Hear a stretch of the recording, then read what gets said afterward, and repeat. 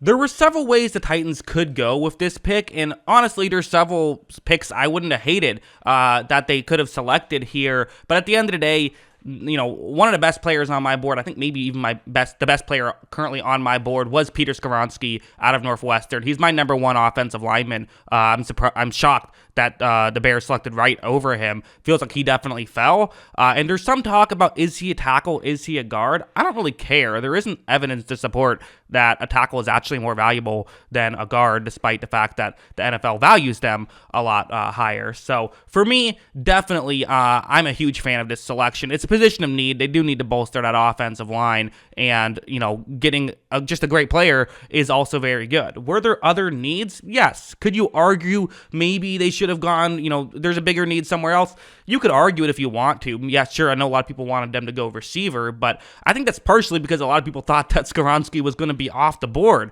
at this point. So, and we'll get into the film, just what I like about him so much as a player. I think that, part of why people were so much higher on Paris Johnson Jr. and just some other guys in general is people often, I think, pay too much attention to just traits. They pay too much attention to, physicality. They pay too much attention to, like, how big are you? How fast are you? Which I don't know why you care that much about how fast the alignment is, but people care. And so, in my opinion, teams undervalue just guys who are good at football, guys who have, good advanced analytics, which he certainly does. His advanced analytics are insane. So to me, sort of like Billy Beane famously said in Moneyball, we're not selling jeans here. Well, you don't necessarily need the guy who is the freak athlete. Get the guy who just consistently wins, and that's what Skoronski does. That's why I had him as my number one offensive lineman, and most people did. He was on a consensus big board. He was pick number 12, and he was the first offensive lineman on the big board. And given the way that some of these offensive linemen have been drafted earlier in this draft and overdrafted, in my opinion, in this draft, it's kind of surprising that he ended up being the one who falls. And I think for the Titans, they have to feel very good about the fact that they just sat where they were at and still were able to get a very good player who, again, could they have gone Jackson Smith and Jigba? Sure. But I liked what they did as well. I think it was smart to just sit here, get a very good player who's a position of need and should help them out a lot. So, those are my thoughts on the pick. But now let's go over and talk about my thoughts on the player himself. So this is Peter Skoronski's Pro Football Focus page, and you see, it's not good, it's great. This is fantastic stuff from Skoronski. He, has had several years now of being good, but has also consistently improved each year with an, 89.5 grade. These analytics are, I think the best in this class, given the circumstances, players he had to go up against at times. Really good stuff here from Skoronski, and definitely something that you like to see. A 93 pass block grade is fantastic. A true pass set pass block grade of 92.3. These are incredible numbers. So definitely, if you care about this kind of stuff, which for offensive linemen, I really do. This is a great predictor of success at the next level.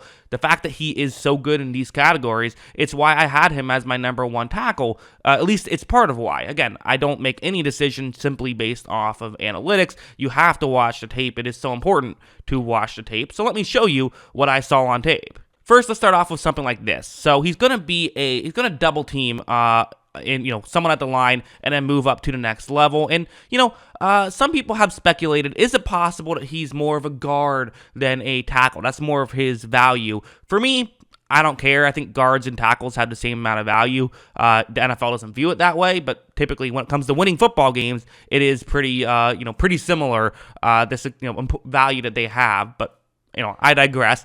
If he is a guard, well, he could do stuff like this, and if he's a tackle, he could do stuff like this. Watch what he's going to do. First, you see him really help pull off that double team well, clears up a gap if they wanted to run in that direction. But again, Skoronski has to get up and block the other player who's kind of right in that, the other guy in the circle, basically. And watch how he is able to move up and do exactly that. Now, the running back never got to that gap due to, other guys not being able to make their blocks, but still, really good stuff from him. And again, it's a consistency thing for him. He just consistently wins. Like right here is another example of it's going to be in a run blocking game, and he's going to try and get up to the second level here, which is something he does with great effectiveness. Look, he is able to do exactly that. He goes up, he blocks the player at a second level, and again, it's a good run there. I'm not saying it's a good run because of Skoronski's block by itself, but definitely he played his part, and for offensive linemen, that's what you want. It's just guys who are going to consistently win, and that's what he does. You also have more just simple stuff like this. Again, running play, one-on-one block right here. Watch how when this play begins, you do see that he's able to get the hand placement he wants and really get the edge rusher off towards the sides. So again,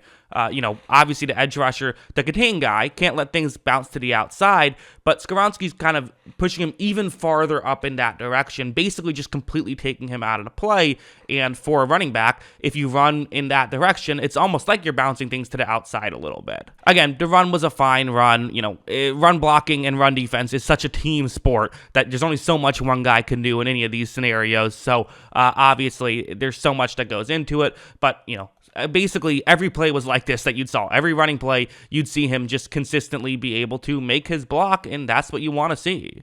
Now, I think there's some criticisms you could have of his game. Things like, well, he doesn't necessarily have elite power or elite speed compared to some other players. Like, I think a lot of why some people like Paris Johnson Jr. a little bit better than Skoronski is just the athleticism and the traits a little bit. But the one thing I care about more is hands. And hands tend to be what wins at the next level. And I think that people often view it a little bit incorrectly. They say, well, I want the athleticism, I want the athlete, and I'll teach them how to make these blocks, how to get the technique they want, and all of that stuff. So that way then we'll have the best tackle in the draft class. But that usually doesn't happen. I mean, these guys have been playing football for a while now. They usually have the technique that they have at this point. There totally are exceptions, and there definitely is value in still getting a raw guy who doesn't have the best technique but is a great athlete. But as a whole, you do want someone who can do the technique stuff even out of college. It's not always like, oh, we'll just teach everyone how to do it. Usually, guys are who they are when it comes to technique. You improve a little bit, as does everybody, but usually you don't see those big jumps. So for me, definitely give me the guy who I trust as of right now is going to just be a good tackle in the NFL and maybe won't ever be, I don't know. Honestly, I was going to say like he won't ever be elite, but really, I don't know if that's fair to say. I think he could be an elite tackle. I think he's really good, so I like him a lot as a player. What do you guys think? Let me know in the comments below. What are your thoughts on Peter Skoronski? Always love hearing from y'all, and of course, as always, thanks for watching.